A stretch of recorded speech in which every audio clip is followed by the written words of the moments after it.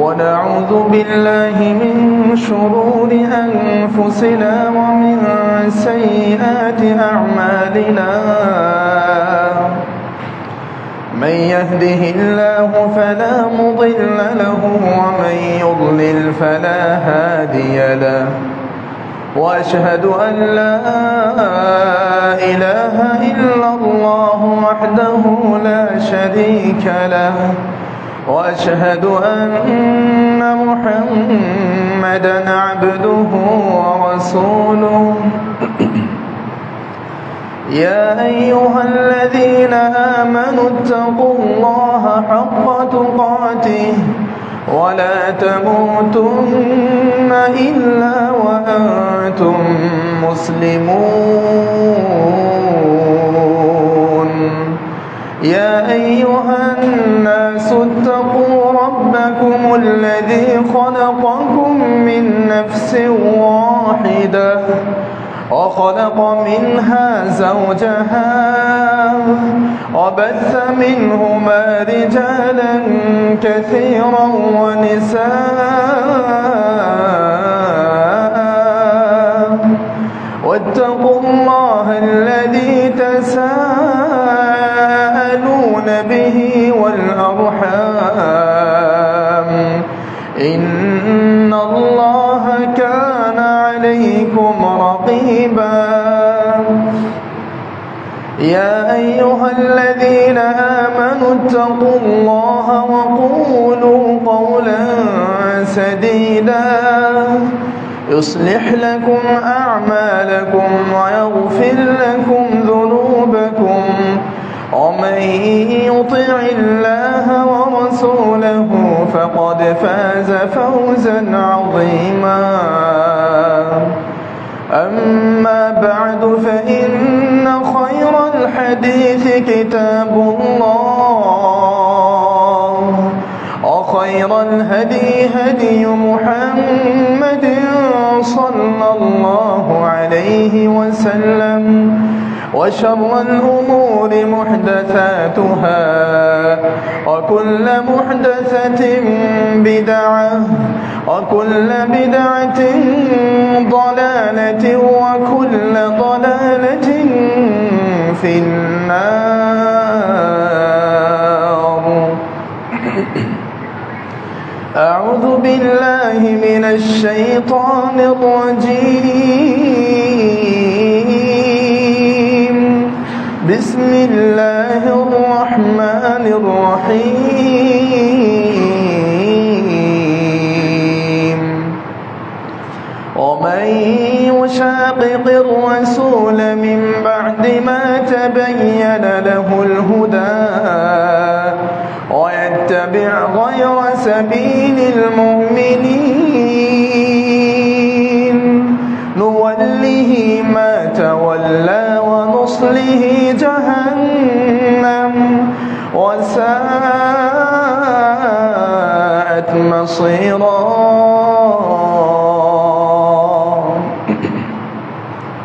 আলহামদুলিল্লাহ সর্বাগ্রে শুরুতে আবারও প্রশংসা করছি সে আল্লাহ রাব্বুল আলামিনের জন্য যিনি আমাদেরকে পৃথিবীর শ্রেষ্ঠ নিয়ামত ইসলাম দিয়ে পৃথিবীতে প্রেরণ করেছেন, যিনি আমাদেরকে ইসলামের উপর অচল এবং অবিচল রেখেছেন, যিনি আমাদেরকে মুসলিমদের মাঝে কোরআন এবং বিশুদ্ধ সুন্নাহর সালাফে সালেহিনদের সঠিক বুঝ দান করেছেন, যিনি আমাদেরকে শ্রেষ্ঠ নবী মুহাম্মদ সাল্লাল্লাহু আলাইহি ওয়াসাল্লামের উম্মত বানিয়েছেন, যিনি আমাদেরকে শ্রেষ্ঠ কিতাব কোরআনুল কারীম দিয়ে সম্মানিত করেছেন, যিনি আমাদেরকে শ্রেষ্ঠ জায়গা আল্লাহর ঘর মসজিদে নির্দিষ্ট সময়ে আসার সুযোগ দিয়েছেন, যিনি আমাদেরকে শ্রেষ্ঠ আলোচনা দ্বীনের আলোচনা জুমার খুতবা শোনার তৌফিক দিয়েছেন, সে আল্লাহকে খুশি করার জন্য অন্তর থেকে শুকরিয়া করি আলহামদুলিল্লাহ।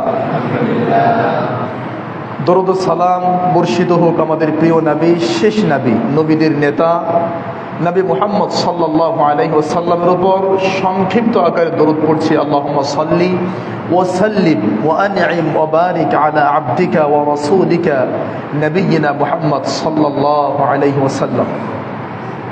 সম্মানিত সমবেত মসজিদে উপস্থিত আজকের সম্মানিত দিনী ভাই, মুসল্লিয়ানি কেরাম এবং পর্দার আড়ালের মা ও বোনেরা, আজকের জুমার সংক্ষিপ্ত আলোচনার বিষয়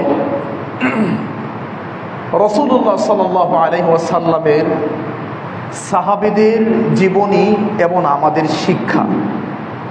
আজকের জুমার সংক্ষিপ্ত আলোচনার বিষয় শ্রেষ্ঠ নমুনা, রাসূল সাল্লাল্লাহু আলাইহি ওয়াসাল্লামের সাথী, যাদের শ্রেষ্ঠ নমুনা, শ্রেষ্ঠ জীবন বৃত্তান্ত, সেখান থেকে আমাদের করণীয় এবং শিক্ষা, এই বিষয়ে মহাগ্রন্থ আল কোরআন, আল্লাহর নবীর বিশুদ্ধ সুন্নাহ এবং সালাফদের বক্তব্য সামনে রেখে জুমার সংক্ষিপ্ত খুতবা ইতি টানার চেষ্টা করব। আল্লাহর কাছে 100% তৌফিক কামনা করছি। ওমা তৌফিকি ইল্লা বিল্লাহ, আলাইহি তাওয়াক্কালতু ওয়া ইলাইহি উনীব। সম্মানিত মুসল্লিয়ান কিরাম, আপনারা ইতিমধ্যেই সাবজেক্ট শুনেছেন সাহাবীদের জীবনী এবং আমাদের শিক্ষা। শুরুতে একটা সংক্ষিপ্ত মেসেজ আপনাদেরকে দিতে চাই যে আল্লাহ রাব্বুল আলামিন সাহাবীদের জীবনী থেকে আমাদের শিক্ষা গ্রহণ করতে হবে, এটা আল্লাহর কথা। হয়তো বলবেন যে সাবজেক্টটা আপনি চয়ন করেছেন, এই চয়ন করার পিছনে কোনো প্রমাণ আছে কিনা, কোনো দলিল আছে কিনা? সাহাবীদের জীবনী থেকে আমরা শিখব কেন? শুধু সাহাবী কেন, অন্য কারো জীবনী? আসলেও সাহাবীদের জীবনী থেকে আমাদেরকে আল্লাহ শিখতে বলেছেন এবং সাহাবীদের মতো করে আল্লাহ আমাদেরকে চলতে বলেছেন, যেটা আমি কোরআনুল কারীম থেকে বলতে পারি আপনাদেরকে। কোরআনুল কারীমেই প্রায় 6 থেকে 7টা আয়াত যেখানে আল্লাহ তাআলা সাহাবীদের আদর্শ, সাহাবীদের আকীদা, সাহাবীদের সম্পূর্ণ জীবন আমাদেরকে ধারণ করতে বলেছেন। যেমন দেখেন তো কোরআনুল কারীম 1 নম্বর পারা 2 নম্বর পৃষ্ঠা সূরা আল বাকারা 2 নম্বর সূরা 13 নম্বর আয়াত। আল্লাহ এখানে কি বলছেন? وَإِذَا قِيلَ لَهُمْ آمِنُوا كَمَا آمَنَ النَّاسُ قَالُوا أَنُؤْمِنُ كَمَا آمَنَ السُّفَهَاءُ وَإِذَا قِيلَ لَهُمْ, যখন তাদেরকে বলা হয় আমিনু, তোমরা ঈমান আনো, কামা আমানান নাস, যেমন ভাবে সাহাবীরা ঈমান এনেছে। তাহলে ঈমান আনা, তাওহীদ এবং আকীদা গ্রহণ করা, এটাও কিন্তু আল্লাহ সুবহানাহু ওয়া তাআলা সাহাবীদের মতো করে গ্রহণ করতে বলেছেন। সাহাবীরা যেভাবে ঈমান এনেছে, তাদের আল্লাহর প্রতি, রাসূলের প্রতি, পরকালের প্রতি তাদের যেমন তাওহীদ আকীদা, তাদের যেমন জীবন ছিল, আল্লাহ আমাদের জীবনটা সেভাবে গঠন করতে বলেছেন।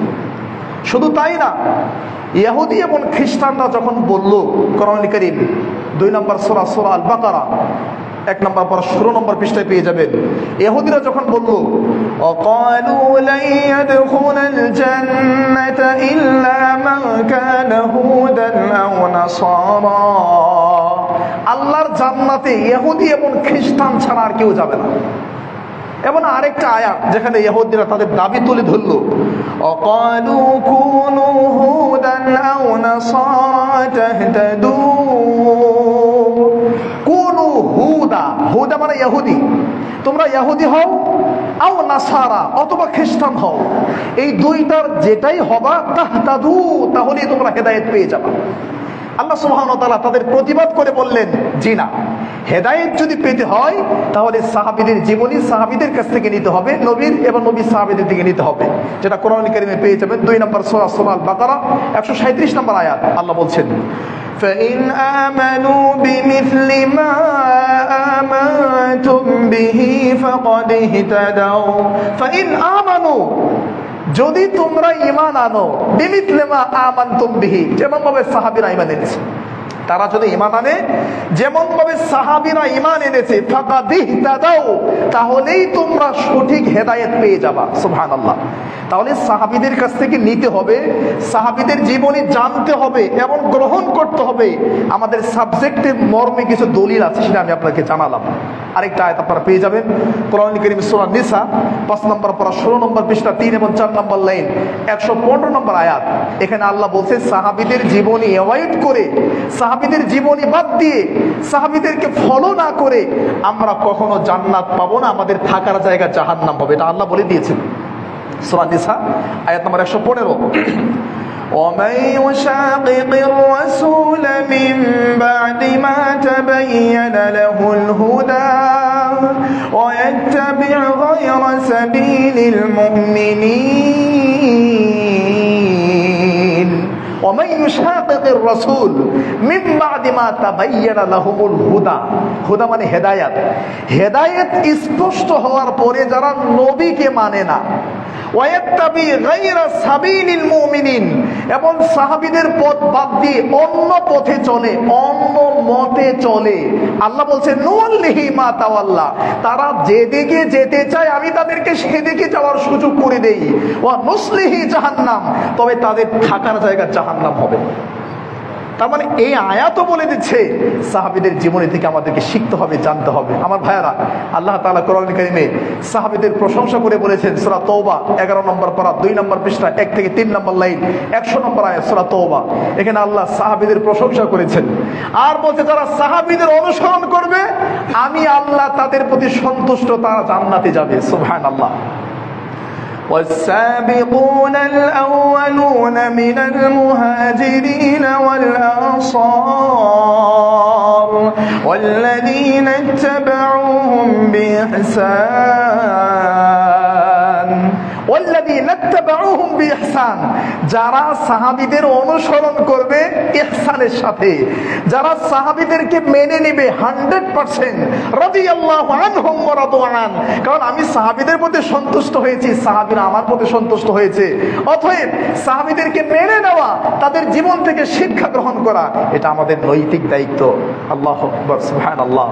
আমার ভাইয়েরা, আল্লাহ সাহাবীদেরকে নির্বাচিত বান্দা, পছন্দনীয় বান্দা হিসেবে সার্টিফিকেট দিয়েছেন। এই জন্য সাহাবীদের জীবনী থেকে আমাদেরকে শিখতে হবে। আমি আমার মূল আলোচনা এখনো যাই নাই।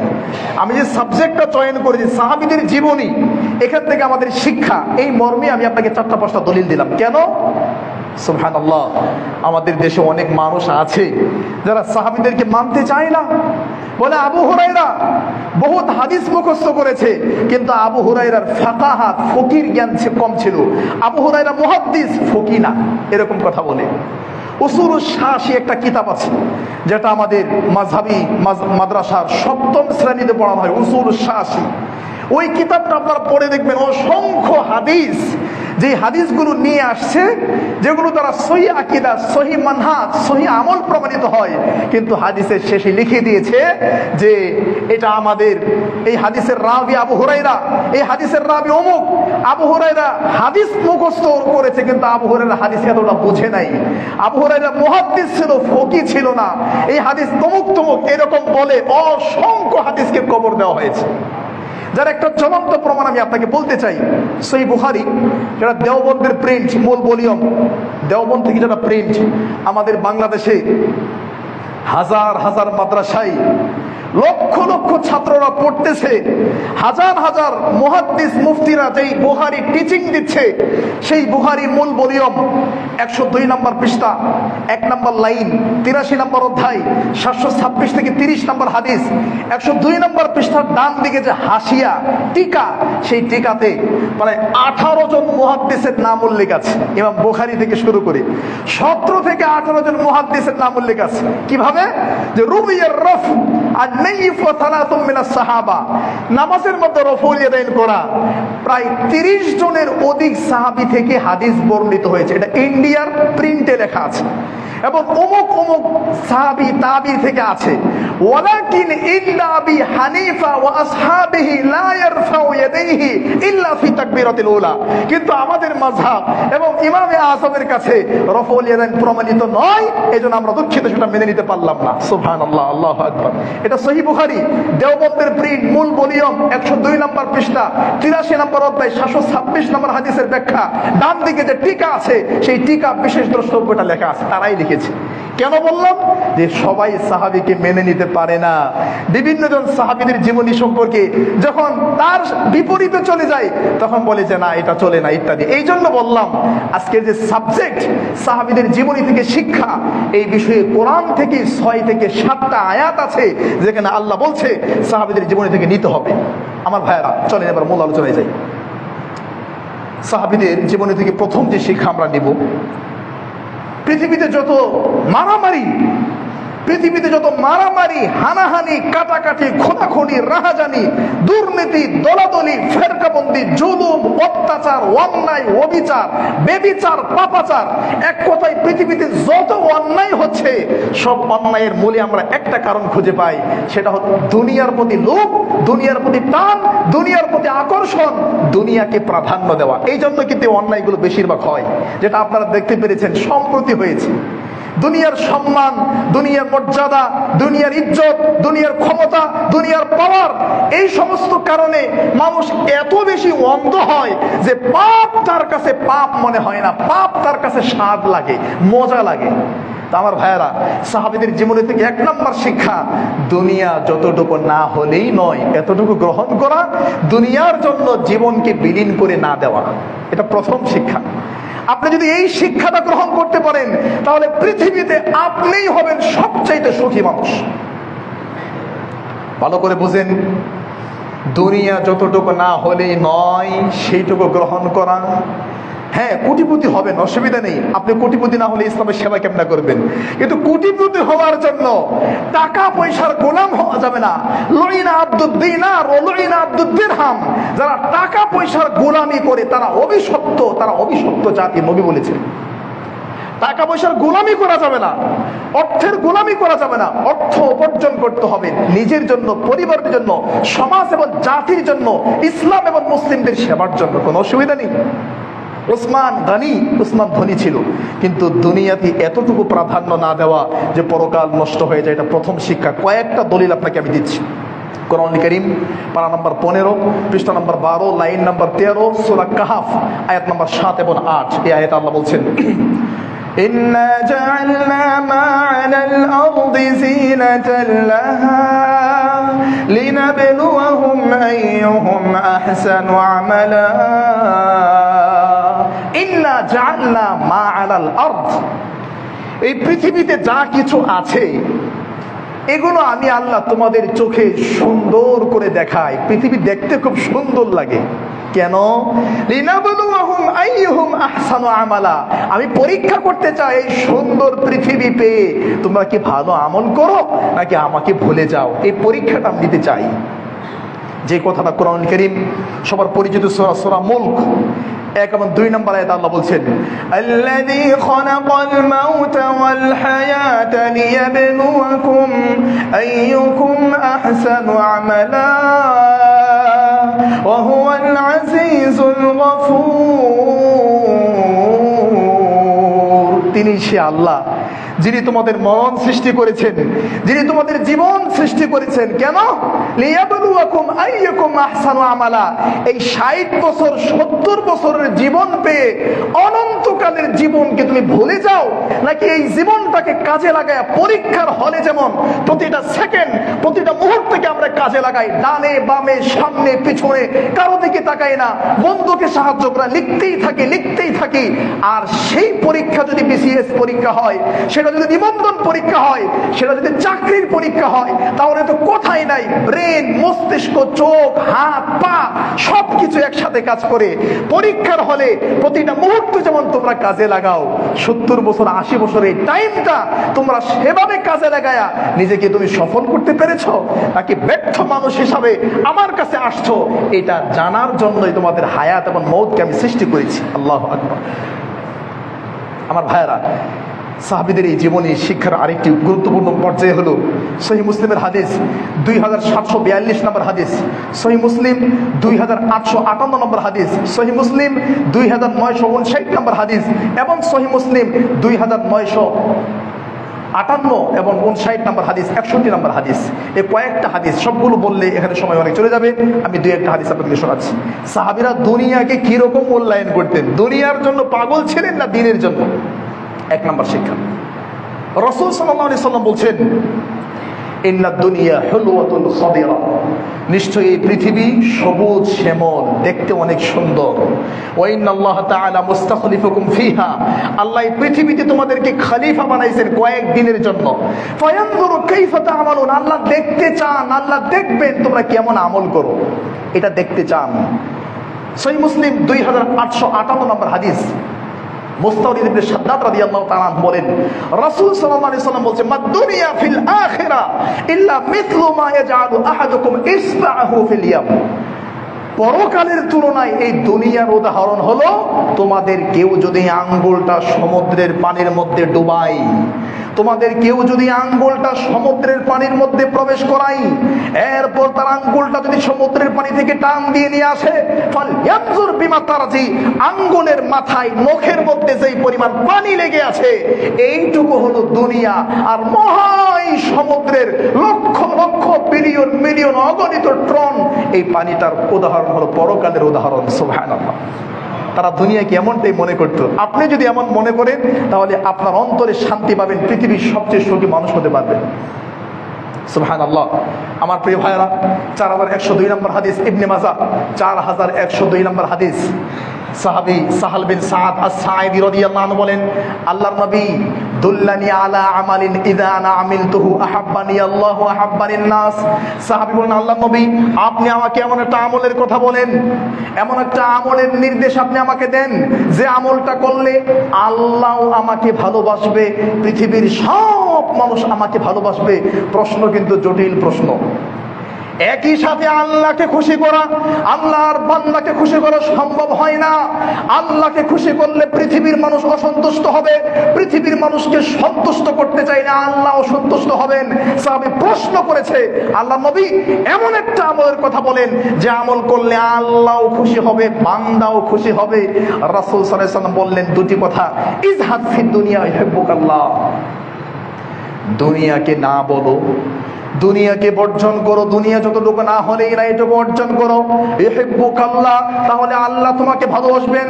ওয়াজহাদ ফিমা ফি আইদিন নাস, মানুষের হাতে যা আছে, মানুষের ধন সম্পদ যা কিছু আছে, এগুলোর লোভ করিও না, তাহলে মানুষও তোমাকে ভালোবাসবে। সুবহানাল্লাহ। দেখেন কি গুরুত্বপূর্ণ কথা। আল্লাহর কাছে ভালোবাসতে হলে দুনিয়ার প্রতি এত লোভ লালসা করা যাবে না। মানুষের কাছে পছন্দনীয় হতে হলে মানুষের ধন সম্পদ, তাদের কোনো কিছু লোভ করা যাবে না। যত ঝগড়া মারামারি যা কিছু হয়, এটার জন্যই হয়। সুবহানাল্লাহ, আল্লাহু আকবার। কি জন্য আমার ভাই? সাহাবাদের জীবনে থেকে 2 নম্বর শিক্ষা। আমার ভাইরা, আমার আপনার ধন সম্পদ মালামাল বলতে কিছু নেই। আমার আপনার ধন সম্পদ মালামাল বলতে 3টা জিনিস। এই 3টা জিনিসের বাহিরে আর কিছু আমাদের নেই, যেটা সহিহ মুসলিমের হাদিস 2958 এবং 59 নম্বর হাদিস। রাসূল সাল্লাল্লাহু আলাইহি ওয়াসাল্লামের সাহাবী মুতাররাফ ইবনে আব্দুল্লাহ তিনি বলেন, আতাইতুন নবী সাল্লাল্লাহু আলাইহি ওয়াসাল্লাম, আমি একদিন আল্লাহর নবীর কাছে আসলাম।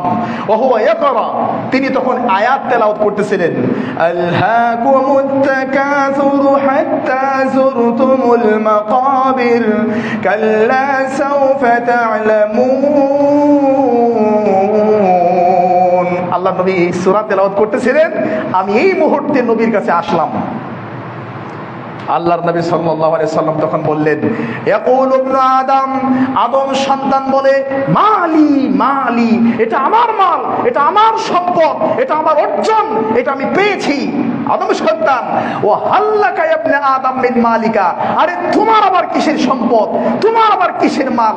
3টা জিনিস তোমার সম্পদ হতে পারে, 3টা জিনিস তোমার মাল হতে পারে, এছাড়া আর কোনো কিছু তোমার সম্পদ হতে পারে না। 1, ইল্লা মা আকালতা ফাআফনাইতা, তুমি যা খেয়েছো, তুমি যা কিছু খেয়েছো সেটা তোমার মাল। আও লাবিস্তা ফাআবলাইতা, তুমি যা পরেছো, যে কাপড় পরিধান করেছো সেটা তোমার মাল। আও তাসাদ্দাকতা ফাআমদাইতা, তুমি আল্লাহর পথে যা দান করেছো সেই দানটা তোমার মাল। এছাড়া আবার তোমার কিসের মাল? যা খেয়েছো, যা পরেছো, যা দান করেছো, এটা তোমার মাল, এর বাহিরে তোমার কোনো মাল হতে পারে না। সুবহানাল্লাহ। সাহাবায়ে কেরামগণ এই প্রতিযোগিতায় ব্যস্ত ছিলেন, আল্লাহর পথে কে কতটুকু দান করতে পারেন এই প্রতিযোগিতায় ব্যস্ত ছিলেন। আমার প্রিয় ভাইরা, 3 নম্বর শিক্ষা, এটা খুব জরুরি। কয়েকজন মানুষ ঘুমাচ্ছেন, ঘুমাবেন না কেউ, বা ঘুম ঘুম ভাব আসছে কেন? জুমার খুতবা 50 মিনিট, 40-45 মিনিট টাইম। এই টাইমটা আপনি এই জুমার খুতবাটাকে মূল্যায়ন করার চেষ্টা করেন। সাহাবীদের জীবনে থেকে আপনার কি শিক্ষা, এটা আপনার জন্য আমার জন্য জরুরি একটা সাবজেক্ট। আমার ভাইরা, 3 নম্বর শিক্ষা বলছিলাম, আল্লাহু আকবার, সুবহানাল্লাহ। কিভাবে আদর্শ মানুষ হওয়া যায়? শিক্ষার মাধ্যমে, কোরআন এবং সুন্নাহর সঠিক শিক্ষার মাধ্যমে কিভাবে নিজেকে আদর্শবান করা যায়, এটা সাহাবীদের জীবন থেকে 3 নম্বর জরুরি শিক্ষা। আমার ভাই, আপনার সন্তান, কলিজার টুকরা সন্তান, আপনার ছেলে এবং মেয়ে, তাদেরকে শিক্ষা দেওয়ার ক্ষেত্রে আপনি কি পরিমাণ কষ্ট করেছেন?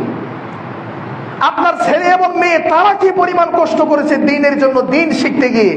এখন আমি আপনার চোখের সামনে কয়েকটা নমুনা দেখাচ্ছি। দেখেন তো, সহিহ বুখারী 442 নম্বর হাদিস।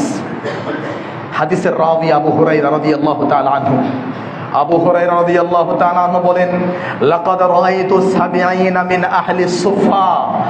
আমি আবু হুরায়রা আমার চোখে 70 জন সাহাবীকে দেখেছি যারা নবীর বারান্দায় পড়ে থাকতো, নবীর বাড়ির বারান্দায় পড়ে থাকতো, মসজিদে নবীর বারান্দায় পড়ে থাকতো। এরকম 70 জন সাহাবীকে আমি আবু হুরায়রা আমার চোখে দেখেছি। কেমন? দেখেন, মা মিনহুম রাজুলুন, এই 70 জন সাহাবীর মধ্যে একজন সাহাবীও ছিল না ইম্মা আলাইহি রিদা, এই 70 জন সাহাবীর কারো একটা সাহাবীর গায়ে লম্বা একটা চাদর ছিল না, যেই চাদরটি মাথা থেকে পা পর্যন্ত ঢাকা যায়। তাহলে কি ছিল? ইম্মা ইজার, ইজার মানে লুঙ্গি, কারো শুধু লুঙ্গিটা আছে নাভি থেকে হাঁটু পর্যন্ত ঢাকা যায়। আও কিসা, অথবা কারো ছোট্ট একটা চাদর আছে, কোন রকম বুক আর লজ্জাস্থান ঢাকা যায়, সম্পূর্ণ বডি ঢাকা যায়। এই পরিমাণ কাপড়ে 70 জন ছাত্র নবীর বারান্দায় যারা শুয়ে দ্বীন শিখতো, কারো গায়ের মধ্যে এরকম একটা কাপড় ছিল। আল্লাহু আকবার। ফায়াজমাহু বিয়াদিহি, সাহাবীরা তাদের কাপড়, ইয়াদুন মানে হাত, ইয়াজমা মানে জমা করা, ফায়াজমাহু বিয়াদিহি, সাহাবীরা তাদের হাত দিয়ে কাপড় এভাবে জড়িয়ে ধরে রাখতো। কারাহিয়াত আনতুরা আওরাতহু, কাপড় তো একটা কাপড় দিয়ে বুক ঢাকা, একটা কাপড় দিয়ে লজ্জাস্থান ঢাকা। এটা হাত দিয়ে না ধরলে বুক খুলে যাবে, হাত দিয়ে না ধরলে অলঙ্গ হয়ে যাবে। একটাই কাপড়, তাও সংকীর্ণ ছোট কাপড়। এই পরিমাণ কাপড় পরে তারা দ্বীনের জ্ঞান শিক্ষা করেছে। 24 ঘন্টা নবীর বারান্দায় পড়েছিল। আল্লাহু আকবার, সুবহানাল্লাহ। কি ছিল তাদের শিক্ষার প্রতি আগ্রহ, কি ছিল তাদের শিক্ষণীয় জীবন, তারা দ্বীনের জন্য কি পরিমাণ কষ্ট করেছেন। আল্লাহু আকবার। আরেকটা হাদিস আপনাকে শোনাই। সুবহানাল্লাহ, আল্লাহু আকবার। সহিহ বুখারী 7324 নম্বর হাদিস, 7324, 7324 নম্বর হাদিস। হাদিসের রাবি মুহাম্মদ তিনি বলছেন, কুন্না ইনদা আবি হুরায়রা, আমরা কয়েকজন তাবী একদিন আবু হুরায়রার কাছে ছিলাম। দেখেন হাদিসটা শুনেন। আমরা একদিন আবু হুরায়রা রাদিয়াল্লাহু আনহুর পাশে ছিলাম। ওয়া আলাইহি সাওবানে মুমাশশাকানে মিন কাত্তান, আবু হুরায়রার গায়ে সেদিন দুটো দামি কাত্তানি কাপড় ছিল। দামি কাত্তানি দুটি কাপড় আবু হুরায়রার গায়ে ছিল। তো আবু হুরায়রার গায়ে দুইটা দামি কাপড়, তো আবু হুরায়রা নিজেই খুশি হয়ে বলছে, এটা মাখাতু, এই দামি কাপড় দিয়ে আবু হুরায়রার নাকের ময়লা পরিষ্কার করছে। ঠান্ডা লাগলে, সর্দি লাগলে নাক দিয়ে যে ময়লা আসে, ময়লা পানি, সেটা আবু হুরায়রা দামি কাপড় দিয়ে পরিষ্কার করছে। আর বলছে, বাহ বাহ আবু হুরায়রা। আমরা যেমন বলি বাহ বাহ, মানে আনন্দ নিয়ে খুশির সময় যেমন আমরা বাহ বাহ বলি, চমৎকার বলি, আরবরা বলে বাহ বাহ আবু হুরায়রা। আবু হুরায়রা নিজে দামি কাপড় দিয়ে নাকের ময়লা পরিষ্কার করছে আর বলছে, আরে বাপরে বাপ, আবু হুরায়রা বাপের বেটা, এটা মাখাতু ফিল কাত্তান, দামি কাপড় দিয়ে নাকের ময়লা পরিষ্কার করছে আজকে। আবু হুরায়রা নিজে সম্পর্কে বলছে। এরপরে কি বলছে?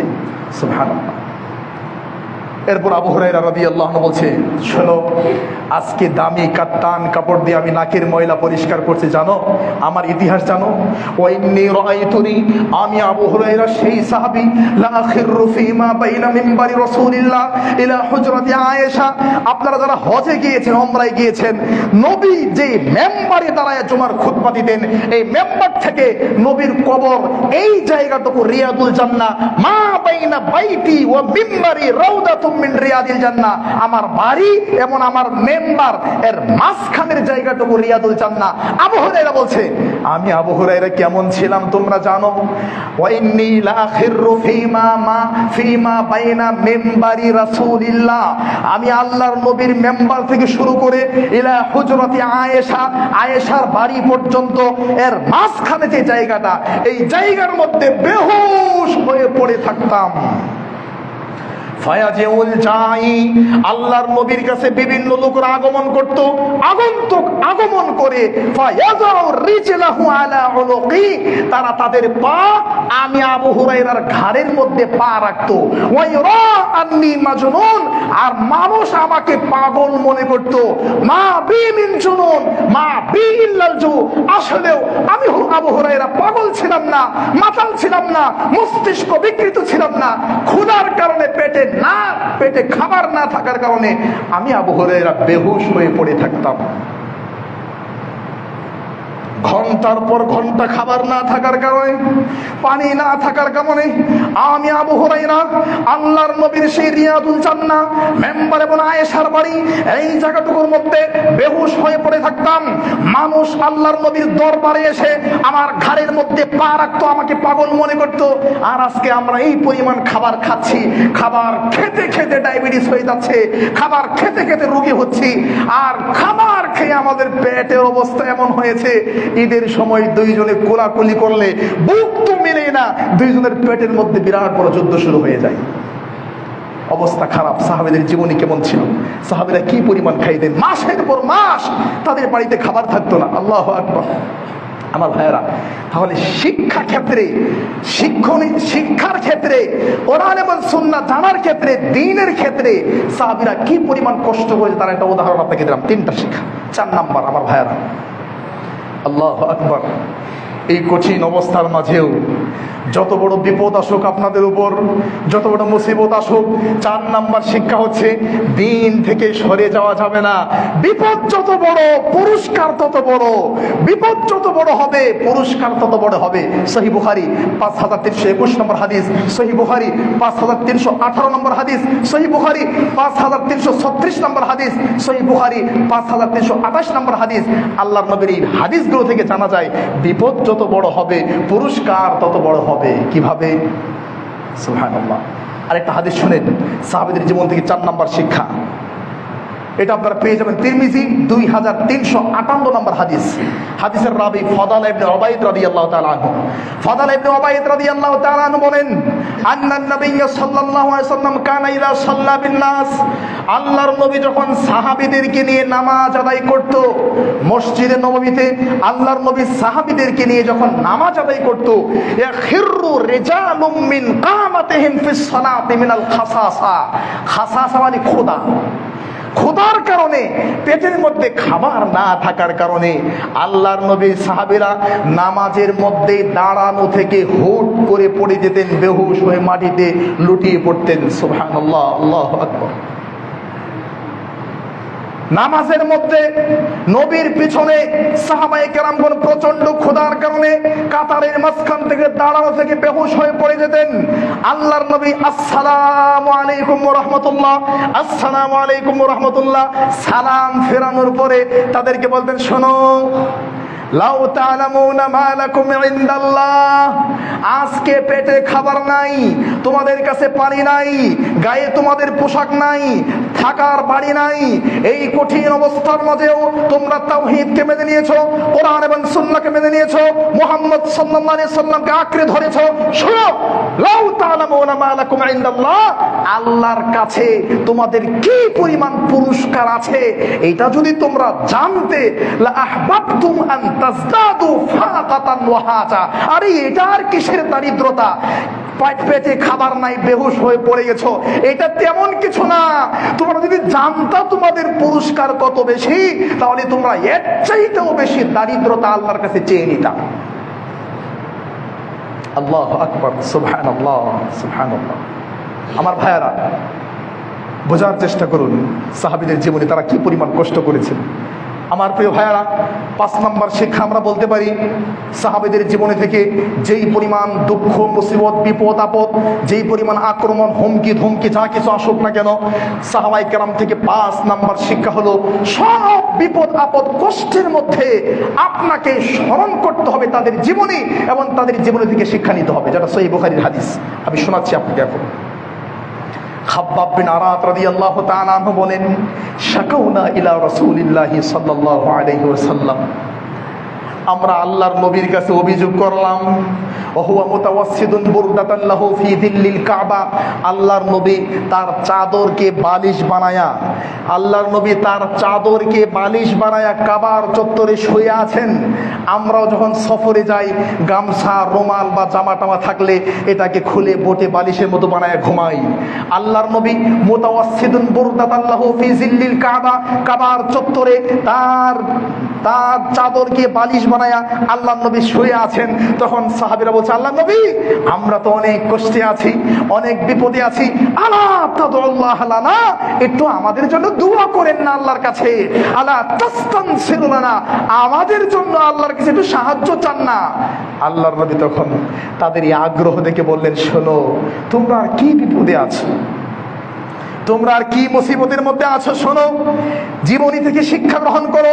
কানার রাজুলু ফি মান ক্বাবলাকুম, তোমাদের পূর্ববর্তী একজন ব্যক্তির ঘটনা আমি তোমাদেরকে শোনাই, তোমাদের পূর্ববর্তী একজন ব্যক্তি মুসলিম মুমিনের ঘটনা তোমাদেরকে শোনাচ্ছি। ইউহফারু লাহু ফিল আরদি, একজন ব্যক্তি জীবিত সুস্থ সুঠাম দেহের মানুষ, জীবিত মানুষের জন্য কবর খনন করা হয়েছে। ফায়াদাউ আলা কবরিহি, জীবিত মানুষটাকে কবরের মধ্যে রাখা হয়েছে। ফায়ুজাউ বিল মিনশার, এরপর লম্বা লম্বা করাত, ধারালো করাত নিয়ে আসা হয়েছে, যে করাত দিয়ে কাঠ কাটে গাছ কাটে সেই করাতগুলো নিয়ে আসা হয়েছে। ফায়াশুক্কু বিইসনাতাইনি, ওই লম্বা লম্বা করাত দিয়ে জীবিত মানুষের মাথা কেটে আলাদা করে দেওয়া হয়েছে। এরপরও সে দিন থেকে সরে যায় নাই।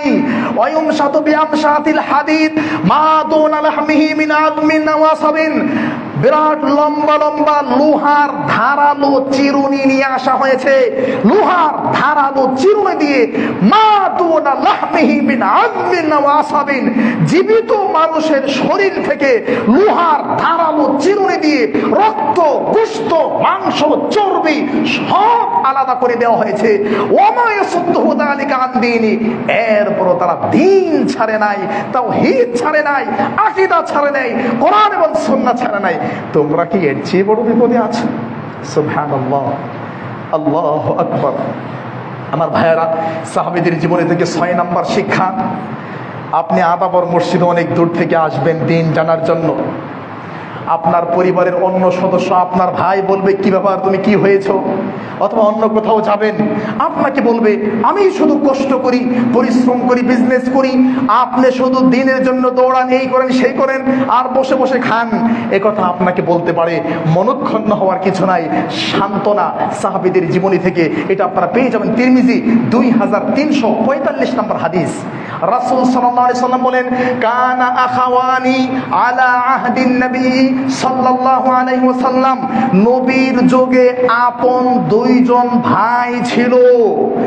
আপন দুই ভাইয়ের এক ভাই নবীর কাছে আসতো, দিন শিখতো। ওয়াল আখার কান্নাহু ইয়াহতারিফ, আর যেই ভাই দুনিয়া নিয়ে ব্যস্ত ছিল, টাকা পয়সা উপার্জন করত, সে আল্লাহর নবীকে বলতো, আল্লাহ নবী আমি শুধু ব্যবসা করি কাজ করি, আমি টাকা উপার্জন করি, আমার এই ভাইটা আপনার দরবারে গিয়ে বসে থাকে, শুধু দিন নিয়ে বসে থাকে।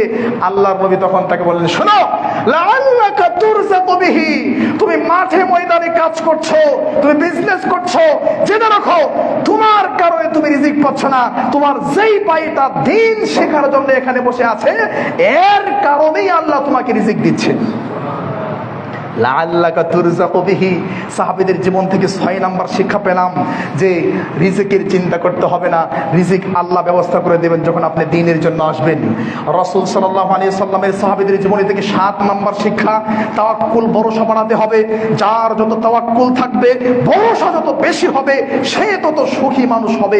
সহিহ বুখারীর হাদিস, লাউ আন্নাকুম কুনতুম তাওয়াক্কালুনা আলাল্লাহি হাক্কা তাওয়াক্কুলি, আল্লাহর প্রতি যেমন ভরসা করা দরকার তোমরা যদি তেমন ভরসা করতে পারো, লা রাযাকাকুম, আরে রিজিক তোমাদেরকে আল্লাহ এমন ভাবে দিবেন, কামা ইরযাকাত তায়রু, যেমন ভাবে একটা পাখিকে আল্লাহ রিজিক দেন, ইয়ারজু খিমাসা ওয়া তারুহু বিতানা, সকালবেলা এই পাখিটা যখন বের হয়ে যায় তার কুড়িঘর থেকে, তার বাসা থেকে, পাখিরা যখন সকালবেলা বের হয়ে যায়, পেটের মধ্যে খাবার নাই, কোথায় যাবে, কোথায় পাবে, কি খাবে তার জানা নেই, কিন্তু সন্ধ্যাবেলা পেট ভরে তার ঘরের মধ্যে ফিরে আসে। খাবারের চিন্তা পাখি করে না, কারণ পাখিও আল্লাহর প্রতি ভরসা করে। সুবহানাল্লাহ। হয়তো বলবেন পাখির তো 100টা খাইলেই হয়, আমার তো 100টা খাইলে হয় না। আপনি আর কয় কেজি খাবেন? আপনার চাইতে বড় প্রাণী হাতি আছে, আপনার চেয়ে বড় প্রাণী বাঘ আছে, সিংহ আছে, আরো কত প্রাণী আছে সমুদ্রের মধ্যে, বিশাল বড় বড় মাছ আছে। যে প্রাণীগুলো কি পরিমাণ খাবার খেতে হয়, একটা সিংহ, একটা বাঘকে কি পরিমাণ হরিণের মাংস খাইতে হয় আপনি কি তা জানেন? আমার ভাই, একটা সিংহকে যদি প্রতিদিন 10 কিলো করে খেতে হয় বা 20 কিলো 15 কিলো গোশত খেতে হয়, বনের ওই সিংহ, যে বনের মধ্যে খাবার নাই, পানি নাই, মানুষ নাই, জনগণ নাই, আইন নাই, কানুন নাই, কিচ্ছু নাই, আলু নাই, সেই বন জঙ্গলের মধ্যে একটা সিংহ, একটা বাঘ আর অন্যান্য প্রাণী, তারাও রিজিকের চিন্তা করে না। আল্লাহ যদি তাদেরকে খাওয়াতে পারেন, আপনি যদি আপনার তাওয়াক্কুল আল্লাহর প্রতি বৃদ্ধি করতে পারেন, খাওয়ার চিন্তা আপনাকে করতে হবে না, পড়ার চিন্তা আপনাকে করতে হবে না। এই পেটের জন্যই তো আমাদের এই সমস্যা। ময়মনসিংহের ভাষায় বলে, পেটে শয় না, চোখে শয় না, পেটে লয় না। আমাদের ময়মনসিংহের ভাষায় বলে, চোখে শয় না, পেটে লয় না, মানে যা দেখে তাই খাইতে মন চায়, কিন্তু ফেটে সেটা সহ্য করতে পারে না। এটাই আমাদের অবস্থা হয়েছে। যেই পরিমাণ সম্পদ আছে আমি খেতে পারবো, আমার পরবর্তী 2-3 জেনারেশন খেতে পারবে, এরপরেও চুরি, ডাকাতি, ছিনতাই, আটপারি, বাটপারি, লুণ্ঠন, রাহাজানি বন্ধ করা যায় না কেন? ওই চোখে শয় না, ওই চোখের মধ্যে সমস্যা। চোখের সমস্যা দূর করতে হলে অন্তরের মধ্যে তাওয়াক্কুল বাড়াতে হবে, ভরসা করতে হবে আল্লাহর উপর। আমার প্রিয় ভাইয়েরা, সাহাবীদের জীবনী থেকে গুরুত্বপূর্ণ আরেকটি শিক্ষা, আল্লাহু আকবার। এই হাদিসটা আপনারা পেয়ে যাবেন তিরমিজি 2472 নম্বর হাদিস, তিরমিজির 2472 নম্বর হাদিস। ভালো করে খেয়াল করেন। সুবহানাল্লাহ। রাসূল সাল্লাল্লাহু আলাইহি সাল্লাম বলেন, আল্লাহর নবীকে যখন মক্কা থেকে বের করে দেওয়া হলো, চলেন মক্কায় আর থাকা যাবে না, মক্কায় জুলুম অত্যাচার সহ্য করতে না পারে মক্কা থেকে যখন তায়েফে গেলেন, আপনারা যারা গিয়েছেন তারা জানেন, মক্কা থেকে তায়েফ 75 থেকে 78 কিলো হবে, 80 কিলো সর্বোচ্চ। এই মক্কা থেকে তায়েফে আল্লাহর নবী যখন গেলেন, এই ঘটনাটা শুনেন সাহাবীদের জীবনী। রাসূল সাল্লাল্লাহু আলাইহি সাল্লাম বলেন, লাকাদ উখিফতু ফিল্লাহ, এই দিনের দাওয়াত দিতে গিয়ে, কোরআন এবং সুন্নাহকে প্রচার করতে গিয়ে, শিরক এবং বিদআতের বিরুদ্ধে কথা বলতে গিয়ে, অন্ধকার দূর করতে গিয়ে আমাকে যেই পরিমাণ হুমকি ধমকি আর ভয় দেখানো হয়েছে, ওমা ইয়াখাফু আহাদুন, পৃথিবীর কাউকে সেই পরিমাণ ভয় দেখানো হয় নাই। ওয়ালাকাদ উযীতু ফিল্লাহ, আমাকে দ্বীনের পথে যেই পরিমাণ কষ্ট দেওয়া হয়েছে, আমাকে, আমার সাহাবীদেরকে দ্বীনের ক্ষেত্রে যেই পরিমাণ কষ্ট দেওয়া হয়েছে, ওমা ইউযা আলাল্লাহি আহাদুন, ওই পরিমাণ কষ্ট পৃথিবীর কাউকে দেওয়া হয় নাই। সাহাবীরা শোনো, একদিনের ঘটনা তোমাদেরকে শোনাই। আমি এবং আমার সাহাবী বিলাল মক্কা থেকে যখন বের হয়ে গেলাম, আমি আমার সাহাবী বিলালকে মক্কা থেকে নিয়ে বের হয়ে গেলাম। কোথায়? ওয়ালাকাদ আতাত আলাইয়া সালাসুন, সালাসুন মানে 30, ওয়ালাকাদ আতাত আলাইয়া সালাসুনা মিন ইয়াউমিন ওয়া লাইলা, এমন 30 দিন 30 রাত আমি এবং বিলাল অতিবাহিত করেছি। মালি ওয়ালি বিলালুন তাআমুন, আমি এবং বিলালের কোনো খাবার ছিল না। 30 দিন 30 রাত পর্যন্ত আমি এবং আমার সাহাবী বিলালের কোনো খাবার ছিল না। কি পরিমাণ খাবার ছিল জানো?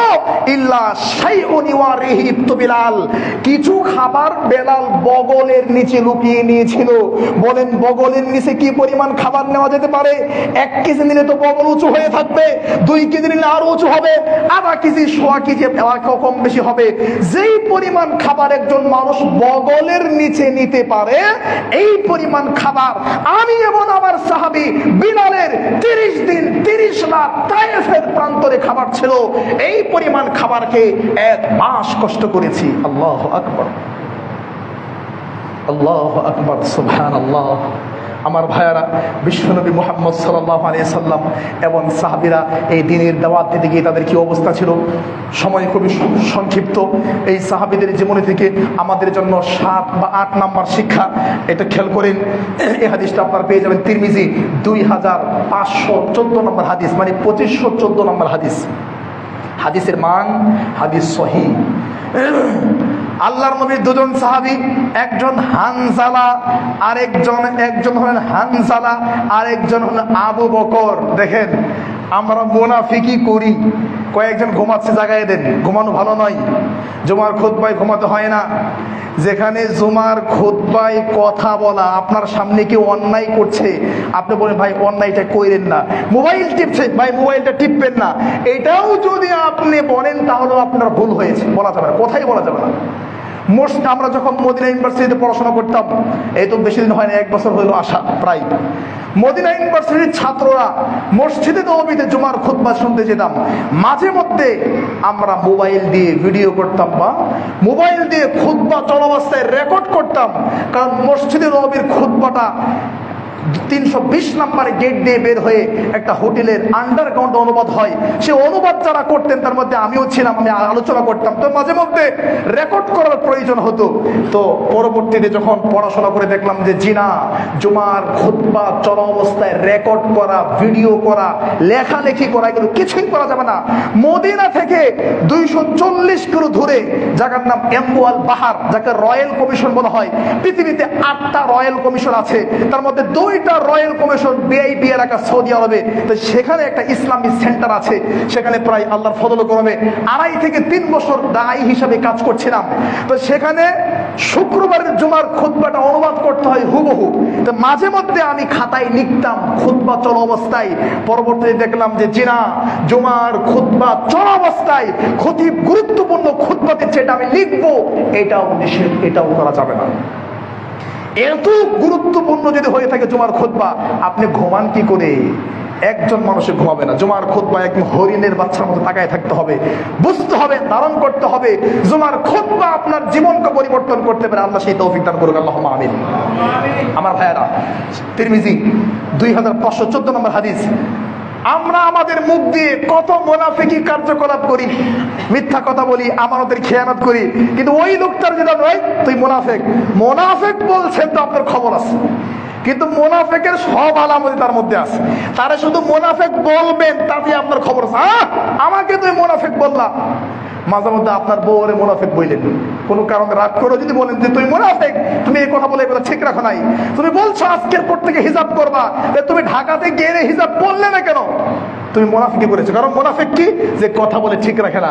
দেখবেন আপনার বউ আপনাকে তালাক দিয়ে দিবে, এত বড় কথা, আমি মুনাফিক।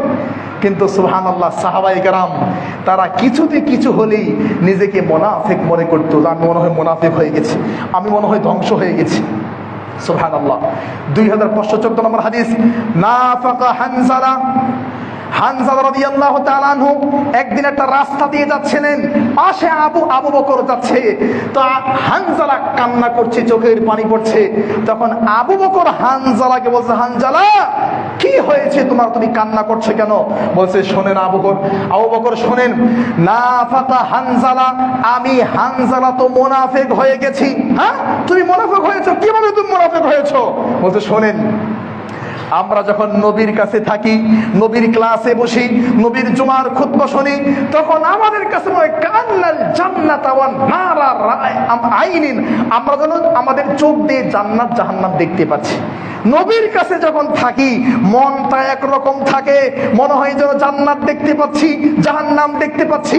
ফাইদা রাজানা, এরপরে যখন পরিবারের কাছে এদেরকে নিয়ে ব্যস্ত হয়ে যায়, এই জন্য মনে হয় আমি হানজালা মুনাফিক হয়ে গেছি। নবীর কাছে গেলে মনের এক অবস্থা, বাড়িতে বিবির কাছে আসে মনের আরেক অবস্থা, তাহলে তো আমি মুনাফিক। সুবহানাল্লাহ, আল্লাহু আকবার, কি চিন্তা তাদের। আবু বকর রাদিয়াল্লাহু আনহু তিনিও সহজ সরল যায়, আর সাহাবীদের মধ্যে মুনাফিকের কোনো লক্ষণ নেই, তারা নিজেকে মুনাফিক মনে করত। আমার ভাইয়েরা, এখান থেকে শিক্ষা গ্রহণ করতে হবে, 8 বা 9 নম্বর শিক্ষা, যে নিজেকে অপরাধী মনে করতে হবে। আপনি নিজেকে যত বড় অপরাধী মনে করবেন, তত বেশি আপনি ইবাদতের স্বাদ পাবেন। আপনি যত বেশি নিজেকে অপরাধী মনে করবেন, তত বেশি আপনি নিজেকে বেশি ইবাদতের স্বাদ পাবেন। আপনারা কিভাবে নেবেন জানি না।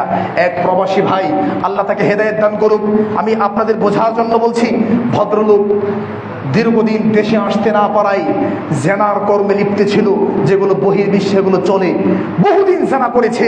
একদিন আমার হাতে হাত রেখে বলছে, শেখ আপনাকে খুব ভালোবাসি, আমি আপনার কাছে সদস্য চাচ্ছি, আমি কি করতে পারি, এটা তো আমার নেশা হয়ে গেছে, তবে জেনা করে আসার পরে ইবাদতে আমি স্বাদ পাই।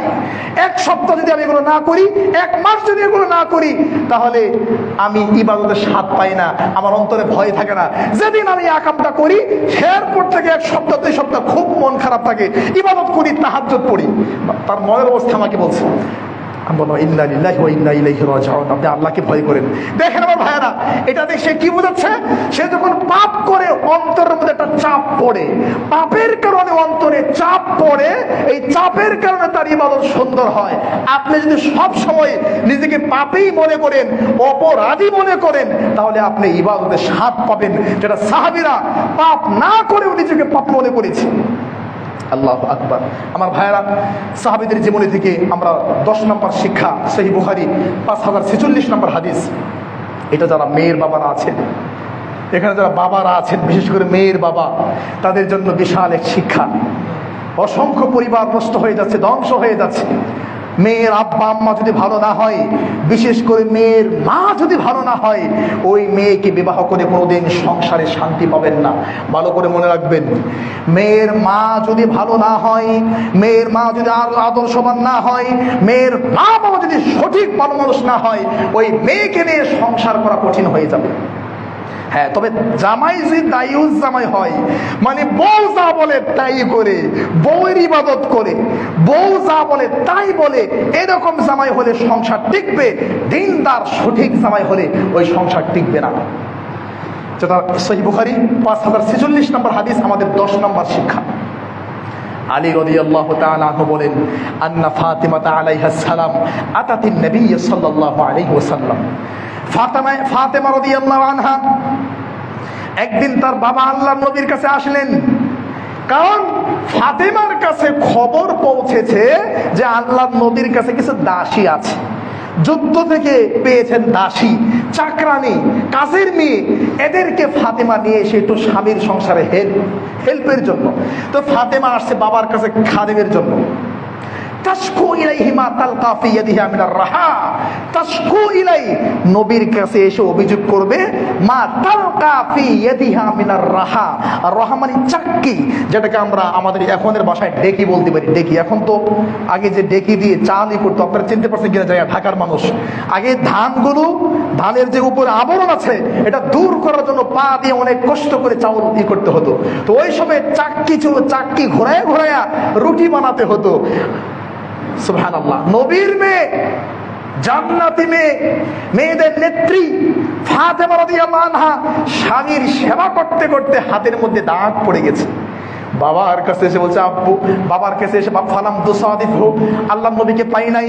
ফালাম্মা জা আখবারাতহু আয়েশা, আল্লাহর নবী যখন আসলেন, আয়েশা আল্লাহর নবীকে বলল, আপনার মেয়ে ফাতেমা আসছিল। কেন আসছিল? এই সেবক বা খাদেমা বা চাকরানির জন্য আসছিল।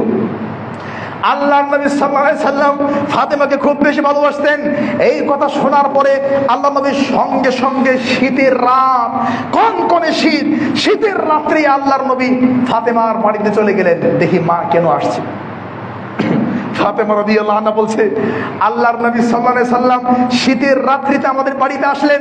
হাত্তা ওয়াজাদতু বারদা কাদামাই, আল্লাহর নবীকে দেখে আমি এবং আলী বিছানায় শুয়ে আছি, দুজনেই বসে গেছি।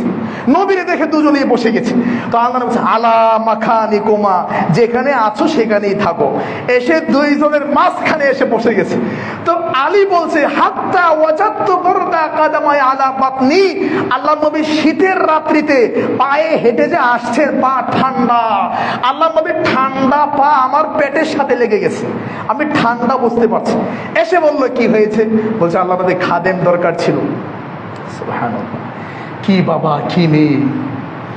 আল্লাহর নবী সাল্লাল্লাহু আলাইহি সাল্লাম বলে, আলা আদুল্লুকুমা আলা খাইরিম মিম্মা সাআলতুমা, হে ফাতেমা, আলী, তোমরা যা আমার কাছে চেয়েছো আমি কি তোমাদেরকে এর চাইতেও দামি কিছু দিব? তোমরা চাও এর চেয়ে দামি কিছু দেই? জি আল্লাহর নবী অবশ্যই দিবেন। শোনো, যদি এটাই পেতে চাও, ইদা আখাযতুমা মাদাজিআকুমা, রাতের বেলা যখন বিছানায় ঘুমাতে যাবে, ফাসাব্বিহা 33, 33 বার সুবহানাল্লাহ পড়বে, ওয়াহমাদা 33, 33 বার আলহামদুলিল্লাহ পড়বে, ওয়া কাব্বিরা 34, 34 বার আল্লাহু আকবার বলবে। ফাহাদা খায়রুল লাকুমা মিন খাদিমিন, আরে কিসের খাদেম, কিসের কাজের মেয়ে? এটা কাজের মেয়ের চেয়েও শ্রেষ্ঠ। আল্লাহু আকবার, সুবহানাল্লাহ। আর আপনার মেয়ে যদি আপনার কাছে গিয়ে বলতো যে, বাবা এই যে আমার হাত পুড়ে গেছে, হাতের মধ্যে দাগ পড়ে গেছে, তখন আপনি বলেন, আরে ছোট লোকের বাচ্চার কাছে বিবাহ দিয়েছি, মেয়েটাকে ঠিক মতো খাওয়াতেই পারে না, এটা কাজের মেয়ে, 1500-2000 টাকা লাগে, এটাও রাখতে পারে না, যাও আর সংসার করতে হবে না। জি না, এটা নবীর সাহাবীদের আদর্শ নয়, এটা নবীর আদর্শ নয়। নবীর শিক্ষা থেকে আমরা এটাই পেলাম, সাহাবীর শিক্ষা থেকে এটাই পেলাম। সুবহানাল্লাহ। আমার ভাইয়েরা, তার জ্বলন্ত প্রমাণ হাদিসের সাথে বাস্তবতা বললে ব্রেনে কাজ করবে। আমি লম্বা করব না। আমাদের থানার যে এমপি রুহুল আমিন মাদানি, উনি মদিনা ইসলামী ইউনিভার্সিটির প্রথম লেভেলের ছাত্র। সে 80-র দশক বা 90-এর দশকে পড়াশোনা করে আসছে, কিন্তু আসার পরে পরবর্তীতে আওয়ামী লীগ করেছে, কয়েকবার আওয়ামী লীগের এমপিও হয়েছে। তো গত পিরিয়ডও এমপি ছিল। ওনার একটাই মেয়ে। আমি আপনাকে একটা হাদিসের সাথে বাস্তবতা বোঝাচ্ছি।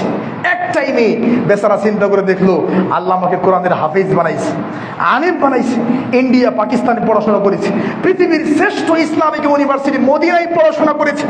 আমার 3 ছেলে, 3টাই বড় বড় নেতা, আওয়ামী লীগের বড় বড় নেতা। একটাই মেয়ে, মেয়েটাকে কি করব? শেষ পর্যন্ত কোটি কোটি টাকার মালিক হওয়ার পরেও একমাত্র মেয়েকে বিবাহ দিয়েছে একটা ছেলের কাছে, যে ছেলের তেমন কোনো ধন সম্পদ কিছু নাই, একটা টিন সেট বাড়ি আছে। আমাদের বড় ভাই যে মদিনা ইউনিভার্সিটি মাত্র পিএইচডি শেষ করলো, ডক্টর হারুনুর রশিদ, ডক্টর আহমদুল্লাহ তিশারির ছোট ভাই। তা হারুনুর রশিদ আমাদের বড় ভাই মসজিদে নববীতে রিয়াদুল জান্নায় ডিউটি করে। তো ডিউটির ফাঁকে আমাকে একদিন বলছে, মাহবুব, বিবাহ করার আগে মেয়ের মা দেখে বিবাহ করতে হবে। আমাকে একদিন উনি বলছেন, কেন? দেখো, একটা এমপির মেয়ে, মন্ত্রীর মেয়ে, কোটি কোটি টাকার মালিক, আর আমার 3 সেট একটা বাড়ি। আমি যখন বিবাহ করলাম হিমশিম খাচ্ছিলাম। এলাকার মানুষে বলছে, এই মেয়ে টিকে কিনা, কত টাকার মালিক, বাড়িতে কাজের মেয়ের অভাব নাই, এই দেশে অভাব নাই, কোথায় আসছে? সুবহানাল্লাহ, আল্লাহু আকবার। উনি আমাকে বলল, একদিন আমার স্ত্রীর সাথে আমার ঝগড়া হয়। আমার শাশুড়ি আমার স্ত্রীকে কি বলেছে জানো? বলছে, তোমার স্বামী তোমার সাথে রাগ করেছে, তুমি তাকে সন্তুষ্ট করবা, তুমি তাকে খুশি করবা, আর কোনো কথা নাই। সুবহানাল্লাহ। মায়ের ভূমিকা দেখেন। আর মা হয়তো বলতে পারতো, তোমার বাবা এমপি, একমাত্র মেয়ে তুমি, কোনো কিছু অভাব নেই, আরে আরেক এমপির ছেলের কাছে বিবাহ দেবো, যাও, লাগবে না। না, এটাকে বলে মা, এটাকে বলে মা। আমার প্রিয় ভাইরা, তাহলে গুরুত্বপূর্ণ আমরা 10টা শিক্ষা শেষ করলাম। আরেকটা কথা বলি, লম্বা করছি না। সাহাবায়ে কেরাম কোরআন এবং সুন্নাহ মানার ক্ষেত্রে তাদের আদর্শ কেমন ছিল, দুই একটা কথা বলে শেষ করছি ইনশাআল্লাহ। এটা আপনারা পেয়ে যাবেন মুসনাদ আহমদ এবং মিশকাত 4870 নম্বর হাদিস। মুজাহিদ বলছেন, কুন্না ইনদা আবি হুরায়রা, একদিন আমরা আবু হুরায়রার কাছে ছিলাম। মুজাহিদ বলছে, কুন্না ইনদা ইবনে ওমর, একদিন আমরা ইবনে ওমরের সাথে ছিলাম, রাস্তা দিয়ে যাচ্ছি। তো ইবনে ওমর রাদিয়াল্লাহু আনহু সফরে একটা রাস্তা দিয়ে যাচ্ছে, রাস্তাটা সোজা, তো উনি সোজা রাস্তা বাদ দিয়ে বাঁকা পথে চলে গেছে। ফাসালতু, আমি তাকে প্রশ্ন করলাম, লিমা ফালতা হাদা, আরে রাস্তা তো সোজা, এই রাস্তা ভালো, এটা বাদ দিয়ে বাঁকা রাস্তায় আপনি কেন গেলেন? তখন আব্দুল্লাহ বিন ওমর বলছে, মুজাহিদ, তুমি যেমন আজকে এই রাস্তায় আমার সফর সঙ্গী, আমিও একদিন নবীর সঙ্গে এই রাস্তায় সফর সঙ্গী ছিলাম। রাস্তা এটাই ছিল, এটা ভাঙ্গা এটা ভালো, এটা মন্দ এটা ভালো, এটাই ছিল। নবী যেহেতু এত বছর আগে এই রাস্তা দিয়ে গিয়েছে, তাই আমিও এই রাস্তা দিয়ে গেলাম। এটাকে বলে অনুসরণ, অনুকরণ কিচ্ছু না। তারা অন্য রাস্তা দিয়ে যেতে পারতো, নবীর ইচ্ছা হয়েছে তাই, কিন্তু এটার নাম অনুসরণ, অনুকরণ। মুসনাদ আহমদে পেয়ে যাবেন। সুবহানাল্লাহ, আপনারা সবাই জানেন অনুসরণ কাকে বলে সাহাবীদের জীবনী থেকে। মুসনাদ আহমদে আপনারা পেয়ে যাবেন। আব্দুল্লাহ বিন আব্বাস রাদিয়াল্লাহু আনহু বলেন, হজ তিন প্রকার, ইফরাদ, তামাত্তু, কিরান। হজ্জে কিরান বিষয়ে সাহাবীদের মধ্যে ইখতিলাফ ছিল, কিছু কথা ছিল। আব্দুল্লাহ বিন ওমর মানে ছেলের ফতোয়া হলো হজ্জে কিরান যাবে, বাবা হলো ওমর, ওমরের কথা হলো হজ্জে কিরান যাবে না। ছেলে বলে যাবে, বাবা বলে যাবে না। এবার সাহাবীরা আব্দুল্লাহ বিন ওমর রাদিয়াল্লাহু আনহু কাছে এসে বললেন, শুনেন, আপনার আব্বা বলতেছে হজ্জে কিরানের বিপরীতে, আর আপনি বলছেন হজ্জে কিরানের পক্ষে। আব্দুল্লাহ বিন ওমর বলছে, শোনো, বাবা হয়েছে তাতে কি হয়েছে? ইউশিকু আন তুনাজ্জিলা আলাইকুম হিজারাতাম মিনাস সামা, আমার বিশ্বাস ওই দিন বেশি দূরে নাই যেদিন আকাশ থেকে তোমাদের উপর পাথরের বৃষ্টি বর্ষণ করা হবে। কেন? আকুলু লাকুম ক্বালা রাসূলুল্লাহ সাল্লাল্লাহু আলাইহি সাল্লাম, আমি বলছি এই কথা আল্লাহর নবী বলেছেন, ওয়া তাকুলুনা ক্বালা আবু বকর ওয়া ওমর, আর তোমরা নবীর কথা বাদ দিয়ে আবু বকর ওমরের কথা বলছো। শোনো, নবীর কথা বাদ দিয়ে আবু বকর ওমরের কথা যদি মানো, আকাশ থেকে পাথরের বৃষ্টি বর্ষণ করবে আল্লাহ। আকুলু লাকুম ক্বালা রাসূলুল্লাহ, আমি বলছি এই কথা আল্লাহর নবী বলেছেন। দেখেন অনুসরণ কাকে বলে। সুবহানাল্লাহি ওয়া বিহামদিহি সুবহানাল্লাহিল আযীম। আমার ভাইয়েরা, আলোচনা দীর্ঘ করার সুযোগ নেই, লম্বা হয়ে যাবে, সালাত দেরি হয়ে যাবে। সাহাবীদের জীবনে থেকে মোটামুটি 10 থেকে 11টা শিক্ষার কথা আপনাদেরকে বললাম। আল্লাহ আমাদের সকলকে পরিপূর্ণ আমল করার তৌফিক দান করুন। আল্লাহ।